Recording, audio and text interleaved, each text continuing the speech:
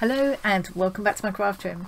I'm ready to show you my finished week 11 pennant for my Boho Bunting. The penultimate pennant is finished. Let's have a look. Here it is. It's come out a little bit smaller than some of the others, but I think that's okay. I think it's nice to have one or two of them a little bit smaller for balance. So I'm really happy with how this one turned out, a little bit different. My bias binding is a bit of a disaster, but it looks okay from the front. And it was an interesting experiment. I think it was a bit late by the time I did it last night, and I couldn't be bothered getting the iron out, which didn't help.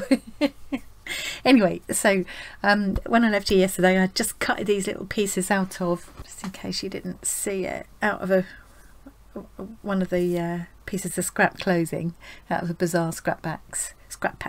So I'd cut 3 of them out, and I've applied them to my background piece and just stitched into them.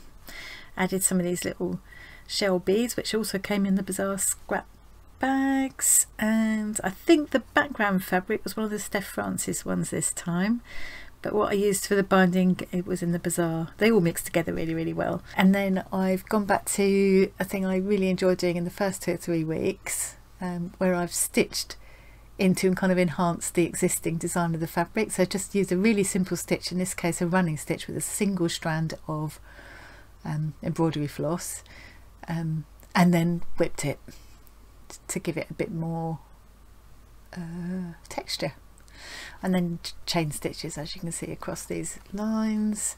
This was a fly stitch, actually, what I filled the leaf in with.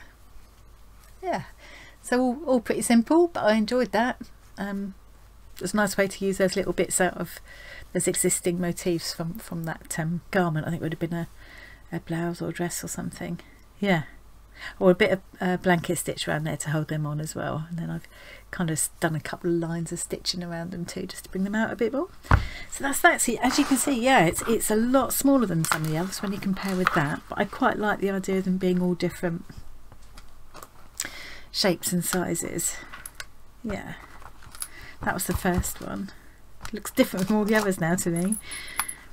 Yeah, so I think, I mean, it's not that different in shape in size from those. So yeah, I will just balance it all out and that one's quite small as well, actually. Yeah, so yeah, once they're all lined up together, I think that's going to look brilliant. So I've got one more to go, and I've actually already picked my fabrics ready for that one, and I think I might be going back to mirrors.